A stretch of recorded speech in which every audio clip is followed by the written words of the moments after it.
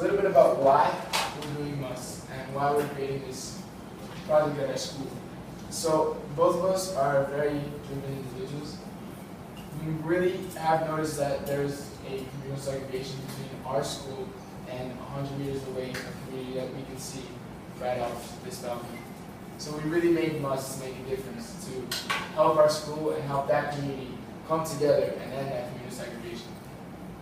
So we seek to help those who are underprivileged reach the potential that they have through opportunities that they're never provided that we hope to provide for them. And that is done through the power of music. First, I would like to talk about myself and Lamas as well, just for you guys to understand a little bit about ourselves and our backgrounds. My name is Antonio Youngster. I was born and raised in a small city called Greenwich in the state of Connecticut, northeast of New York. Growing up, I had a lot of motivation from my brother. He's a musician right here. He's in Berkeley studying music, and ever since a young age, I remember him playing jazz and playing music, classical music, whether it be jazz and rock. And I just got really driven to do the same and to learn more about music. When I was 11, I moved to Brazil. I moved to Rio to the school, and that's when I realized the social inequality. Right? I went from really centralized, very rich in a city in the middle of Connecticut to this very broad, very immense population of 11 million people in the city of Rio, and I really felt it. And when I really felt it was when I was with my brother. And we were walking down the street and we were going to skateboard at this bowl in Acapulco, right beside the beach. And I was 11, I didn't really understand much things, but I thought that I was greeted. I was being greeted by 5 young kids.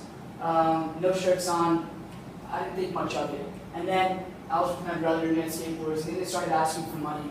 Politely, but then they got a little bit aggressive, and they kept asking for money.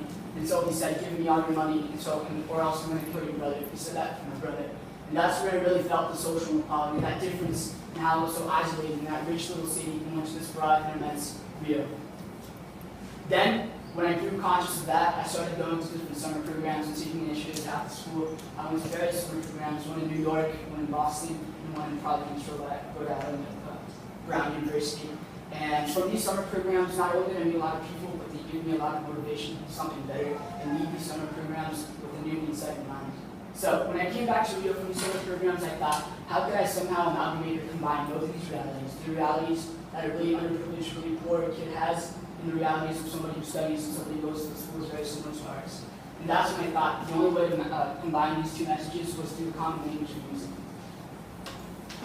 So a little bit about my story. Mine also starts when I first came to Rio. When I came to Rio, I used to live in Houston.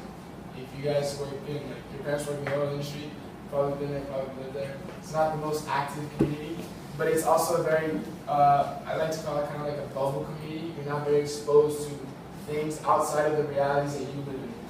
And that's kind of why I called Rio, my arrival to Rio, the Rio Impact.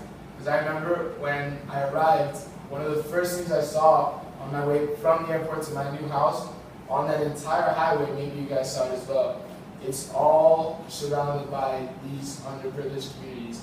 And I remember that really had an impact on me, wondering, how come these people live here? Again, I was young and I didn't understand the difference in social classes. So I asked myself, why do these people live here and I live over there?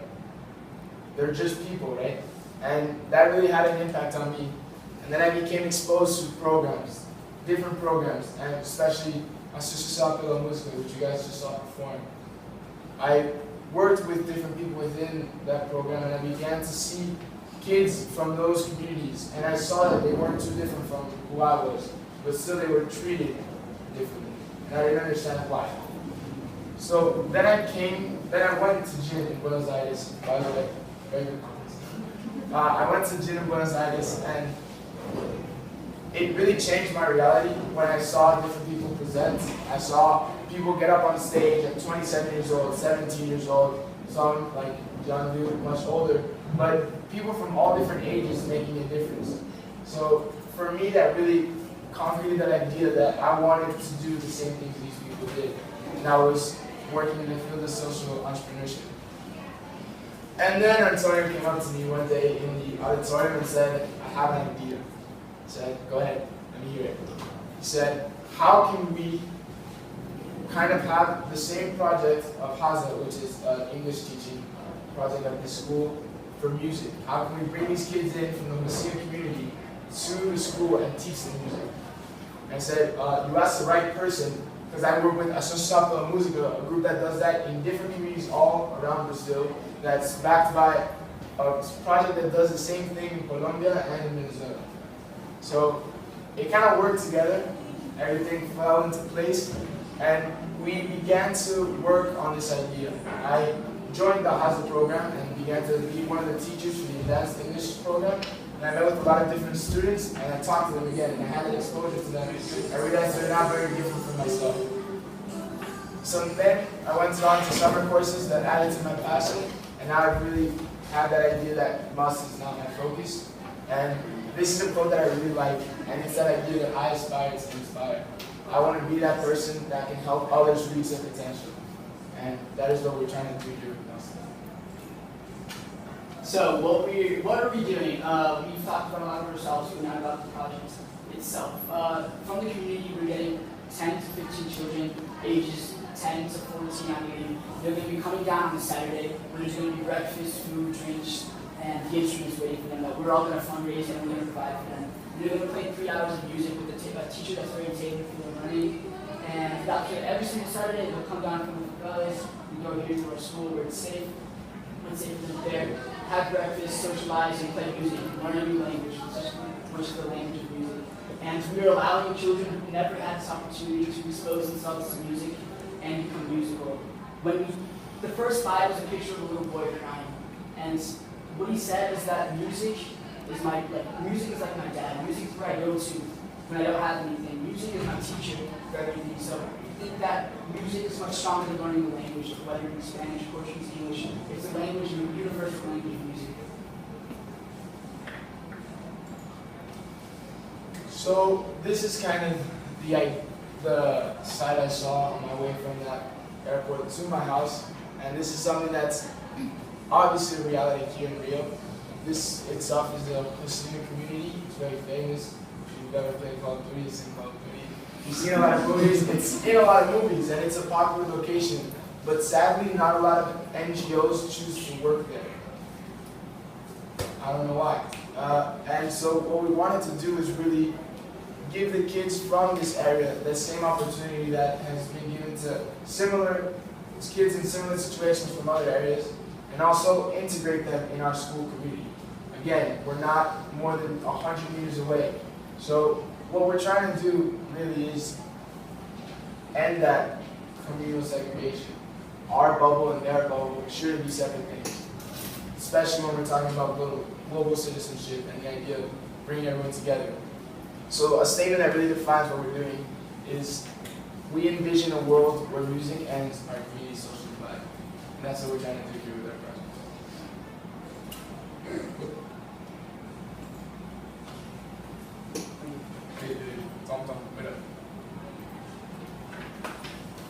So before we go into the video, you guys already saw the Associação pela Música performance.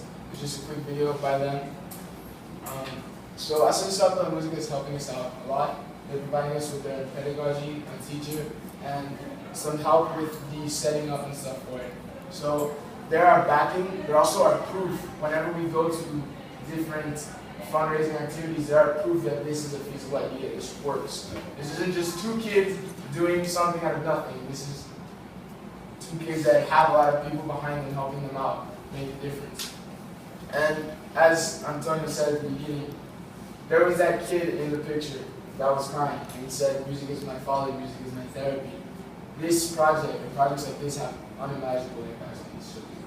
And we just want to show you a little bit about them playing some more popular music, maybe not all of the music songs that they were playing there. But this is Eleanor Rigby.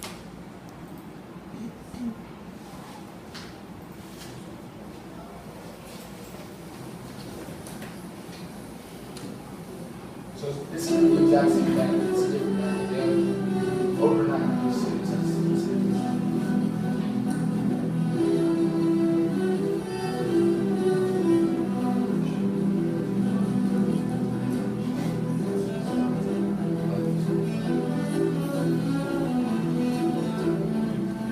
So the reason I chose this video is because, specifically in this video, these are some of the kids that I've had the chance to talk to. Some of the kids that I had a chance to help about what they're doing with their performances, and we set up some of their areas. And a lot of them, they have the same issues we have on different scales, but it's the same idea. Not everyone, again, knows what they're going to do in a few years. For us, it might be we don't know which college we're going to go to. For them, it's they don't know what they're going to be doing a few years from now. And basically, deep down, it's all the same problem.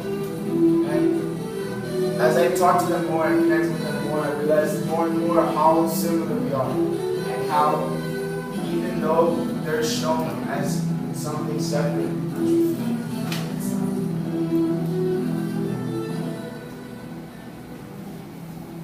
second. That's Steph. He's awesome. One thing that I would like to point out that I noticed a lot when I was starting this club is that the main difference between me or any of you and any of the kids who live there isn't the amount of money you have in your pocket, but it's not the color of your skin, but it's the opportunities. We were given so many more opportunities, which we need to be really thankful for. To learn music, to study in school with their conditioning over there, it's not the same. Really, we're not very different, except we were given a lot more opportunities. It's not really much, we have more money, but it's just currency, right? We have more books, but that's just literature. They have a lot more opportunities, which leads to so much more. So if you could end the video.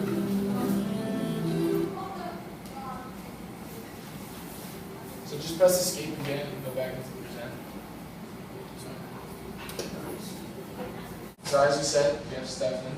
Stefan, raise your hand, wait to the people. We also have a lot of other people who are within our group that are helping us out. This is something we really recommend. When we were working, just us two, there's a lot of work, a lot of stress, a lot of stuff piled onto what we already have for school. So we decided to add a lot of dedicated, and good members who really help and work out a lot. And we've created kind of a group of, as you can see, all these people are working in gym. Julia had a keynote presentation. Stefan works really hard as an ambassador. Juan is also an ambassador. Bruno Gulart is working within the registration and NGO team. And Maria Luisa Salgado is working behind the scenes. These are all people that really care about the issues that we're addressing. And it's great to have them with us. Let me just compliment this. Many of you have your own projects when you were in school. One thing that we've done wrong and that we've noticed we want to share with you is that we've picked members that are in our grade, the junior year, or the year above. And something that's very important about projects is that they need to professionally, they need to continue. So you have to choose and start looking towards people in the freshman and sophomore years that are going to continue what you've done, continue your legacy. So in 5 to 10 years, you can go back to your school and look, oh, look what we started, look what they've continued. So that's one of the faults, and that's why we're sharing it with you. And it's so important, and I cannot say this enough, people that you know are really dedicated. Every single project will have members that are just there to get into college. That happens a lot. Make sure that does not happen with the project. Because, like we feel with our project, we can have a lot of impact. I'm sure that you guys feel the same. And that impact can only be made through the hard work and dedication of the community. So make sure we're choosing people to choose right. So, I know, like I said, you guys have your own projects, but how would you start a project the way we did? Maybe with some friends back at home. So the first thing we did was we started with the idea of helping a community. We went over this with when I came over to Rio, he came over to Rio, we had some similar ideas about social inequality, this divide that we wanted to end. So we have to start with an idea. Then after that, we talked over the idea, and the first thing we did before we started working ourselves is we talked to our administration and figured out what it takes to be a club, what is necessary, all this stuff we have to prepare. And through a long and tedious process, we were able to establish ourselves as a club at the school. We started all these different, we had to fill out a lot of paper for this. And after that, what we also did is something that's very important if you're going into the field of social enterprise or nonprofit, stuff like that, is talk to people who are funding similar projects. So, and talk to similar projects as well.